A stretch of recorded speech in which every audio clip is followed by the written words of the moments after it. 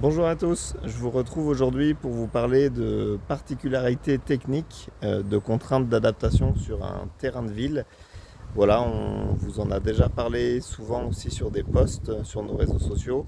C'est notre capacité à devoir s'adapter à des contraintes liées au terrain, des terrains de plus en plus compliqués avec des emplacements souvent exigus et des accès pas toujours simples. Donc voilà, là je suis sur un chantier où j'ai quelques exemples sympas à vous montrer. Allez, je vous explique tout ça en détail. Alors tout d'abord, je vais vous parler de l'accès, puisque comme vous pouvez le voir, la rue, elle se situe ici, tout en bas. Donc on a un accès qui est très en pente. Donc ça, c'est le premier sujet. Donc il a fallu s'adapter à tout ça. Ensuite, voilà, la maison, elle se situe ici. On est en double limite de propriété. Donc on a la façade de gauche ici, qui est en limite avec le voisin. Donc par exemple, en haut, ici, on prévoit un système de gouttière encastrée pour qu'on n'ait aucun élément débordant qui soit chez le voisin. On a bien évidemment aussi des suggestions pour réaliser l'enduit tout en protégeant le terrain du voisin. De l'autre côté, c'est tout aussi compliqué, voire même plus, puisque là on a un écart de dénivelé.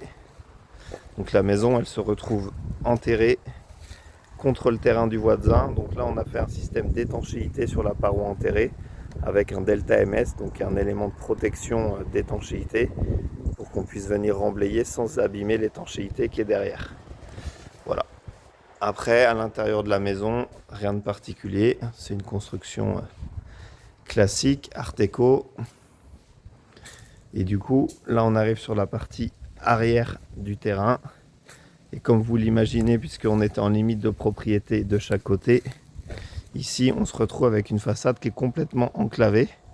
Donc là, il a fallu prévoir des suggestions à l'enduiseur, donc l'entreprise qui va réaliser les façades, puisque eux, ils vont devoir acheminer tout leur matériel et leurs produits en passant à travers la maison. Donc vous imaginez que forcément, c'est un petit peu plus fastidieux comme travail.